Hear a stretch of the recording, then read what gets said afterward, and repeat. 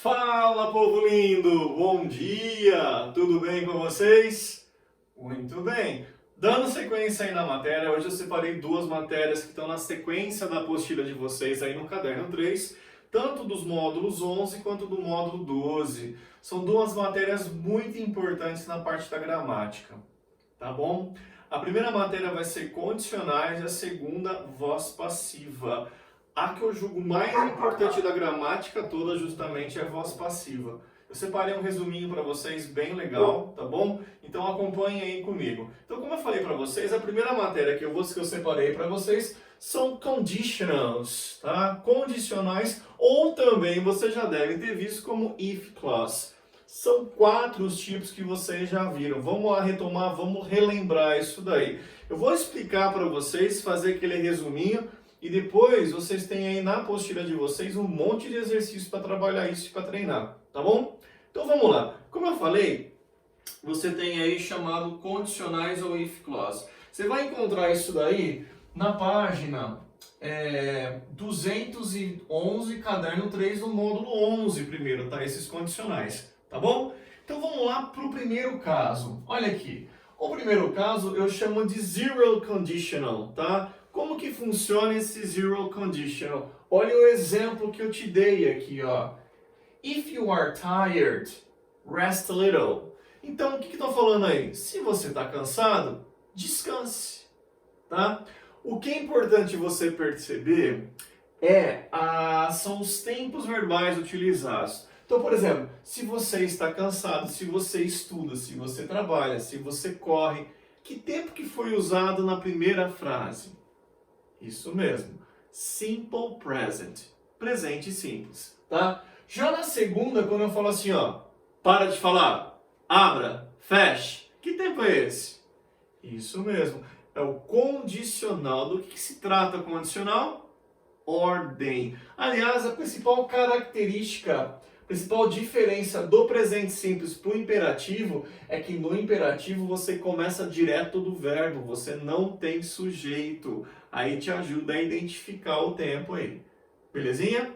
Muito bem. Então vamos lá.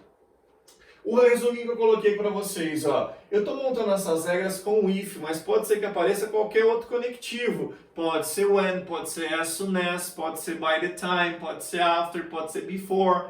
Enfim, qualquer conectivo que se enquadra aí, dá para você montar essa regrinha. Lembrando que esse conectivo, ele vai ter duas posições, no começo ou no meio da frase que já vai aparecer, beleza?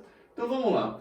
A primeira frase, então, como está aqui, ó, eu até codifiquei por cor, reparou aí para facilitar para vocês? A primeira frase vai no simple present, tá? Presente simples. Já na segunda, vai no imperativo, como que está aqui. Lembrando que a principal característica, a principal diferença é que no imperativo você começa direto do verbo, tá bom?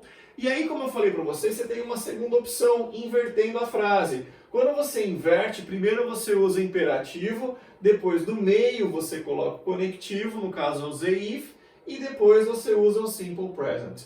Então, você tem duas opções de montar a frase. O conectivo no começo, aí você coloca simple present e imperativo, depois você usa imperativo, if, simple present.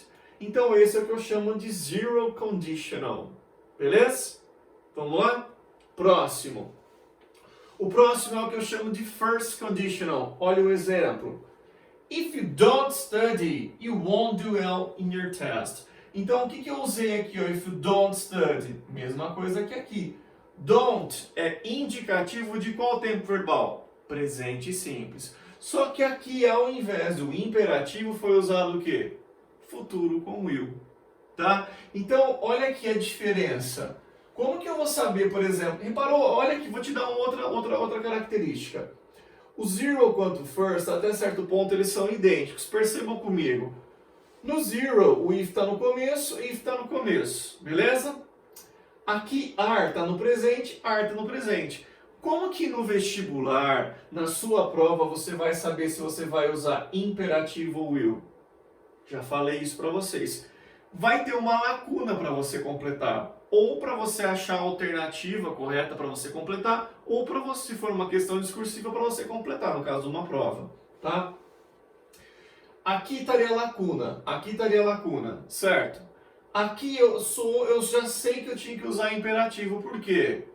Porque antes da lacuna não tem sujeito. Então a ausência do sujeito implica no uso do imperativo. Já a presença do sujeito implica no uso do will. Essa é que é a principal diferença se tiver para usar um ou outro. De novo, a ausência do sujeito é imperativo. A presença do sujeito é will. Ficou claro isso para vocês? Muito bem. E continuando a frase. As opções que você tem aí no resumo, né? Então, if no começo, depois simple present, depois will, tá vendo? A segunda possibilidade é o if no começo, o will no começo, o if no meio e depois simple present. Então, você tem essa estrutura aqui, com o conectivo no começo ou com o conectivo no meio. O que mudou do first para o zero é que ao invés de usar imperativo, você usa will. Beleza? Essa que é a diferença. Bacaninha? Muito bem. O próximo condicional que a gente chama de second, tá? Olha um exemplo. If I were you, se eu fosse você, se eu trabalhasse, se eu estudasse, se eu corresse, que tempo que eu estou usando aqui? Isso mesmo. Aqui é simple past, tá? Eu coloquei o verbo to be aqui, no caso were, como um exemplo, tá? Aqui vai ser qualquer verbo no passado, ok? E ao invés de usar o will, você usa would. Só lembrando que o would, ele não tem uma tradução, ele é um auxiliar, tá? E ele é responsável pela terminação ria, que em português equivale ao futuro do pretérito.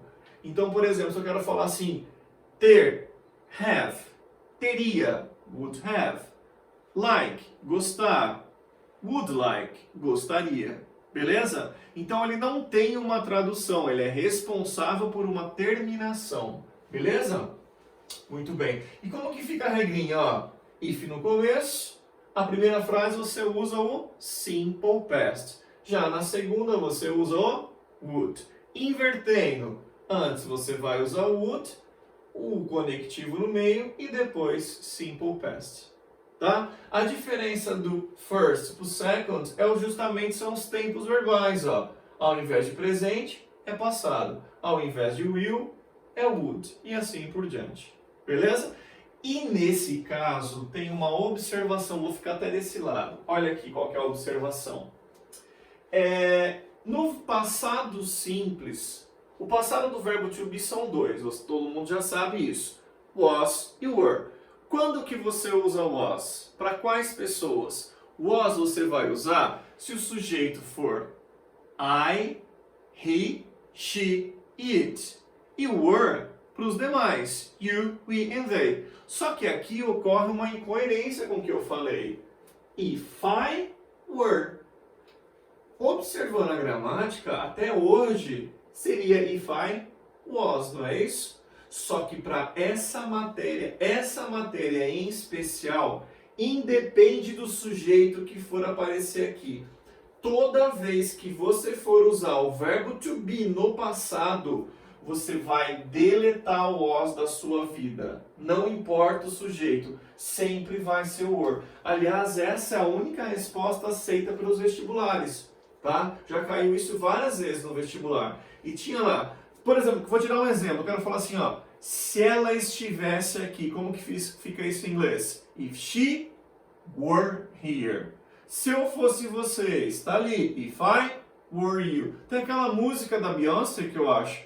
If I were a boy. Beleza? Isso que é o correto. Então, de novo, passado simples do verbo to be para essa matéria, a única opção que você tem é were.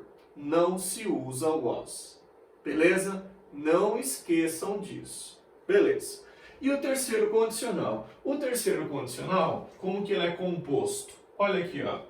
If you had studied, tudo matéria que a gente já viu. Reparou que agora já tem aquela junção, né, dos tempos. Por isso que eu passei os tempos verbais primeiro, para chegar nisso, tá? Então vamos lá. Tivesse estudado, a gente viu isso recente. É o passado perfeito. Beleza? Se eu tivesse estudado, eu teria ido melhor na minha prova. Então é o seguinte, esse aqui talvez vocês não lembram pelo nome, mas isso aqui já foi passado também, é tempo verbal super tranquilo. Would have. E um verbo na terceira, como foi usado aqui, é o condicional perfeito. Beleza? Perfect conditional. Então vamos lá, de novo. No terceiro condicional, o que você usa? Você usa past perfect, que é had mais um verbo na terceira. E a frase posterior você usa perfect conditional, que vai ser sempre would have mais um verbo na terceira. Vamos ver como que ficou na parte da estrutura da resuminho que eu fiz para vocês? Olha lá, ó. Eu colocando o if no começo, em que tempo que eu vou colocar a primeira frase? Past perfect. Lembrando que o past perfect é had mais o verbo no particípio. Já a segunda frase, perfect conditional. Lembrando que vai ser would have e verbo na terceira. Aí você invertendo, você vai usar perfect conditional, que é would have mais verbo na terceira, o conectivo no meio e depois uma frase no past perfect, que é had mais verbo no particípio. Beleza? Então aqui, gente, está um resuminho bem bacana para você estudar, para você retomar sobre conditionals. Observando a tua apostila, eu tive o cuidado de colocar vários exercícios. Deixa eu te falar aqui onde vai estar isso. Ó, então sobre conditionals, você tem vários exercícios na tua apostila que começa na página 212, vai até a 213. São todos exercícios de vestibular. Beleza? Cuidado que tem alguns aí que talvez vocês enrosquem. Vocês têm um gabarito no final da apostila, façam esses exercícios. Qualquer dúvida que vocês tiverem, eu estou à disposição.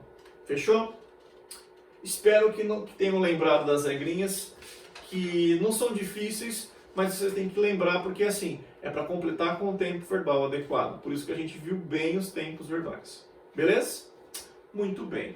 E agora eu vou sair dessa tela, porque eu quero passar para vocês a matéria que eu julgo mais importante na gramática em inglês, que é, enquanto eu vou arrochando aqui, voz passiva. A voz passiva, como eu falei para vocês, justamente eu julgo a matéria mais importante na língua inglesa, tá? Ela é importantíssima, importantíssima, e é a mesma coisa que acontece em português, tá?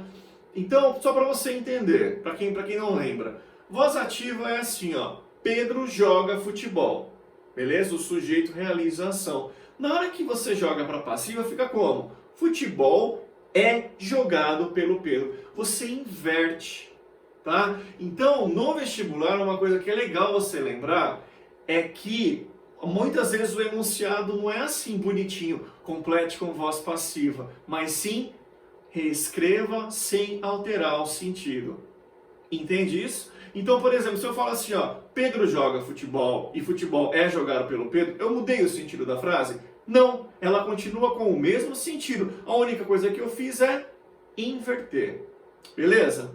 Muito bem. Então é o seguinte, ó, presta atenção nisso, SaveMed. Deixa eu te explicar de uma maneira bem mecânica. Mesmo o pessoal que já faz inglês há muito tempo, que já viu essa matéria, já aprendeu de uma outra maneira, eu vou te passar de uma maneira bem mecânica. Espero que facilite, tá? Então vamos lá. Como eu falei para vocês, a matéria é voz passiva. Você vai encontrar isso daí na página 219, do caderno 3, no módulo 12, tá bom? Lembrando que toda vez para você ter uma frase na voz passiva, para você saber se a frase está certa, ela tem que ser composta por verbo to be, sempre. Se faltar verbo to be, está errado, não está caracterizado. E o verbo que vier depois, você joga ele para o particípio. Se for irregular, ele vai estar na terceira coluna daquela tabelinha, beleza? Então guarda isso. Qual que é a estrutura da voz passiva? Foca nisso. Verbo to be e verbo no particípio. Não esqueça, beleza? Vamos lá então para um exemplo na prática. Eu usei até o mesmo exemplo que está na tua apostila para ficar fácil para você seguir aí, tá? Muito bem. Eu falei que a Pietra come chocolate, beleza? Muito bem. Essa frase dá para perceber que ela está na voz ativa. Por quê? Olha aqui, ó. Essa tá fácil você identificar, inclusive. Apareceu o verbo to be aqui, que tem que ter? Não. Então não pode estar na voz passiva, ou está errado. Fechou? Muito bem. Como eu falei para vocês, eu quero explicar isso de uma maneira bem mecânica. Então eu te passei aqui, ó, olha que tranquilo, eu te passei um passo a passo. Se você seguir esses passos, você não erra frase alguma, são 4 os passos, tá bom? Vamos para o primeiro. Primeira coisa que você vai fazer, olha aqui o primeiro passo, é identificar o sujeito e o objeto. Da mesma forma que em português, como que você identifica o sujeito de uma frase? Perguntando quem. Quando eu pergunto quem, em quem eu chego? Na Pietra. Olha lá o sujeito. Para você chegar no objeto, você pergunta o que para o verbo? O que? Quando eu pergunto o que, eu chego no objeto. Olha que tranquilo. Beleza? Então, primeiro passo, identificar o sujeito e o objeto. Foi o que a gente fez. Na sequência, você inverte. Lembra que eu falei para vocês que você vai fazer essa inversão? Então, olha o que você faz. Você inverte o sujeito, que é a Pietra, com o objeto, que é o chocolate. Então, como que fica? Eu jogo ele para frente, ó. Chocolate. E tá aqui, by Pietra. O by é indicativo também da passiva, né? Por tal pessoa, pelo Pedro, pelo João, pela Pietra, assim vai. Tá? Muito bem. Vamos para o segundo passo. Identificar o tempo da ativa. Para muitos, esse é a parte mais difícil, porque você tem que lembrar todos os tempos verbais. Por isso que eu passei para vocês, fiz uma revisão, porque é importantíssimo você saber. It's, você sabe que esse S aqui ele é um dos indicativos de presente simples. Então essa frase está no Simple Present, beleza? Quais são as 3 opções do verbo to be no presente? Pode ser am, is ou are.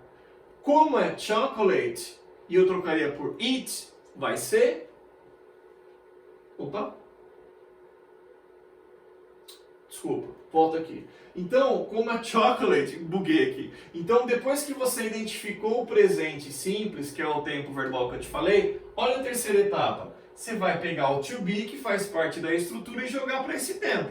Ficou claro? Então, olha lá, qual que vai ser? Agora sim, is. Beleza? Então, recapitulando, de novo, o que você faz primeiro? Identifica o sujeito e o objeto. O que você faz na sequência? Você inverte. Na terceira etapa, na segunda etapa, você identifica o tempo da ativa. No caso aqui, presente, identifiquei o tempo. Aí você pega o verbo to be e joga para esse tempo. It é presente, is é presente.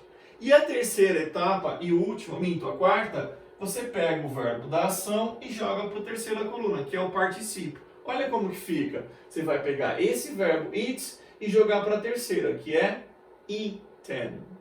Beleza? Vamos de novo? Olha aqui, ó, só para ficar bem tranquilo na tua cabeça. A primeira etapa, o que a gente faz? A gente identifica o sujeito e o objeto. Beleza? Então tá lá. Sujeito e objeto. Identifiquei. Da mesma coisa, na mesma etapa, você inverte. Tá aqui. Olha o que eu faço. Eu inverto. Eu jogo o objeto para o começo e o sujeito vai para depois. Tá bom? A segunda etapa é identificar o tempo. It está em que tempo? Presente. Identifiquei o tempo.